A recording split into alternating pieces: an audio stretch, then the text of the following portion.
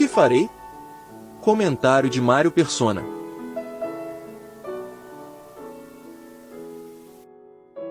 Certo homem importante lhe perguntou: Bom mestre, que farei para herdar a vida eterna? Por que você me chama bom? Respondeu Jesus a ele. Não há ninguém que seja bom a não ser somente Deus. Você conhece os mandamentos: não adulterarás, não matarás, não furtarás, não darás falso testemunho, honra teu pai e tua mãe. A tudo isso tenho obedecido desde a adolescência, disse o homem. Ao ouvir isso, disse-lhe Jesus: falta-lhe ainda uma coisa. Venda tudo o que você possui e dê o dinheiro aos pobres, e você terá um tesouro nos céus. Depois venha e siga-me. Mas ouvindo isso, ele ficou triste, porque era muito rico.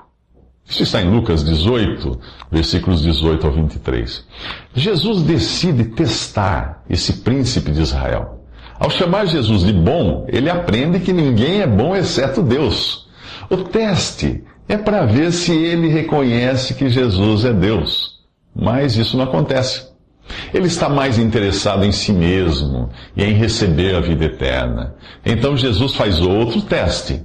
Ele quer saber o que fazer para receber a vida eterna. Então aqui vai uma lista que tem apenas 5 mandamentos que falam da responsabilidade do homem para com o seu próximo. Jesus omite os 4 primeiros mandamentos da lei que foi dada aos judeus, que falavam da responsabilidade do homem para com Deus. Mas aquele homem se gaba de estar em dia com todos esses 5 mandamentos. Ele afirma que nunca adulterou, nunca matou, nunca furtou, nunca mentiu e nunca deixou de honrar pai e mãe. Você conhece alguém assim? Mesmo que ele não tivesse praticado adultérios, homicídios ou roubos, em outra passagem dos evangelhos, Jesus ensina que o simples desejo de fazer isso é pecado. Ele nunca mentiu?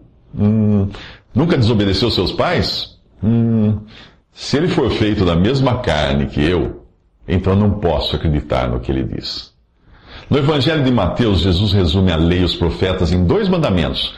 Ame o Senhor, o seu Deus, de todo o seu coração, de toda a sua alma e de todo o seu entendimento. E ame o seu próximo como a si mesmo. Isso está em Mateus 22, de 37 a 40. Se este homem realmente amasse o seu próximo como a si mesmo, não teria problemas em dar sua fortuna aos pobres. E se ele realmente amasse a Deus de todo o coração, seguiria Jesus.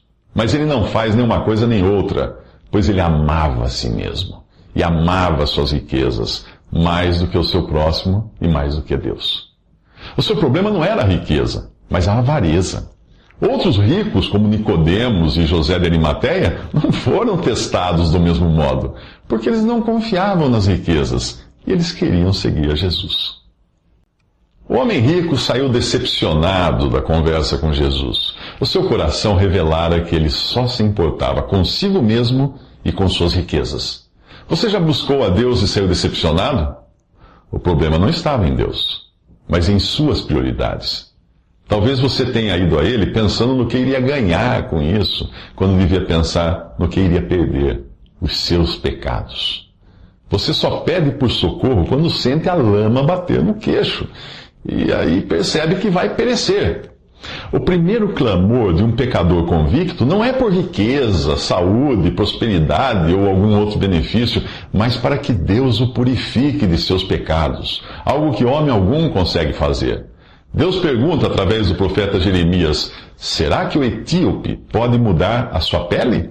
Ou o leopardo as suas pintas? Assim também vocês são incapazes de fazer o bem, vocês que estão acostumados a praticar o mal. Jeremias 13, 23. Será que você acredita ser capaz de escapar do juízo eterno sendo bom? Isso é tão possível quanto fazer passar um camelo pelo buraco de uma agulha. O pecado fez de você réu, culpado e merecedor do juízo, e a única saída é aceitar o perdão divino. Um condenado, ele pode ser liberto se cumprir a sua pena ou receber um perdão judicial. É o caso de uma mãe culpada de causar a morte de um filho por acidente. Primeiro, o juiz a condena e depois a isenta da pena, concedendo perdão por misericórdia. Nem pense em cumprir a pena imposta por Deus para os seus pecados, pois ela é eterna. Então, só lhe resta confiar na misericórdia divina e clamar por perdão. Trata-se de um perdão que decorre de uma pena cumprida em sua totalidade por um substituto seu, Jesus. Na cruz, Deus fez dele pecado por nós, derramando sobre ele em 3 horas de trevas uma eternidade de castigo. Agora, pela fé e por graça, você pode ter um perdão completo, independente do peso dos seus pecados e do juízo que eles mereciam. Jesus comenta quão dificilmente entrarão no reino de Deus os que têm riquezas, porque é mais fácil passar um camelo pelo fundo de uma agulha do que entrar um rico no reino de Deus. E os que ouviram disseram, sendo assim, quem pode ser salvo? Mas ele respondeu, os impossíveis dos homens são possíveis para Deus. Lucas 18, 24 a 27. Em seus devaneios, os teólogos ficam discutindo se camelo seria uma corda de amarrar navio e agulha um portão estreito.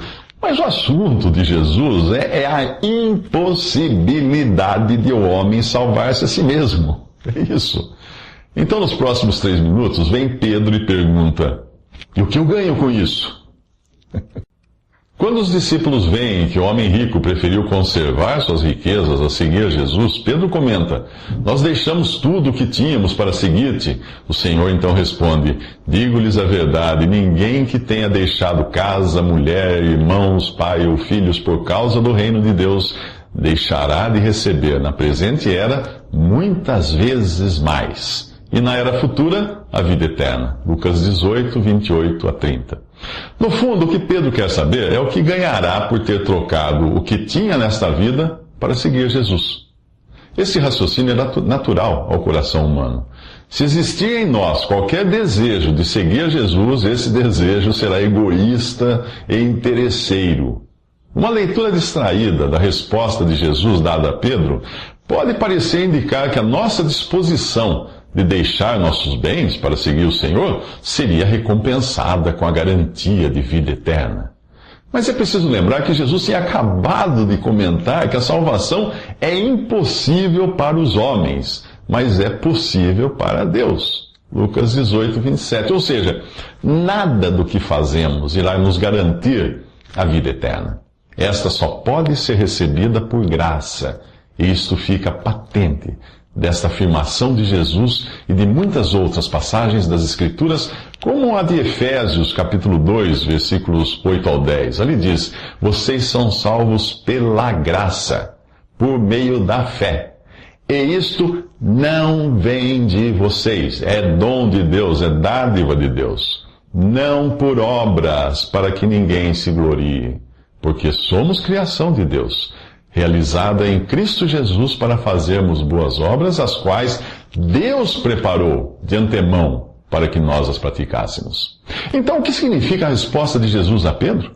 Que a pessoa salva pela fé em Cristo é transformada em um instrumento de Deus para boas obras, as quais incluem o desapego pelas coisas materiais e pelos vínculos afetivos, e até a disposição de abrir mão disso, se esta for a direção recebida de Deus.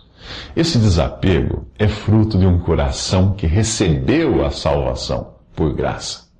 Além disso, de uma certa maneira, aquele que crê, recebe, sim, na vida presente, muitas vezes mais casa, mulher, irmãos, pai ou filhos, no sentido de encontrar nos milhares de irmãos em Cristo aquilo que talvez não tenha encontrado nos bens e parentescos desta vida. Esse mesmo desapego pelas coisas do aqui e agora faz com que o crente desfrute melhor das coisas que são eternas. O que Jesus revela aos discípulos nos próximos 3 minutos é prova disso, ou seja, de como ele tinha vindo ao mundo não para salvar sua própria vida, mas para entregá-la numa cruz de dor e humilhação.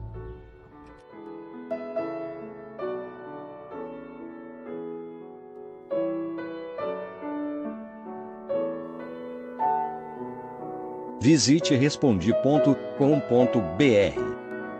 Visite também 3minutos.net.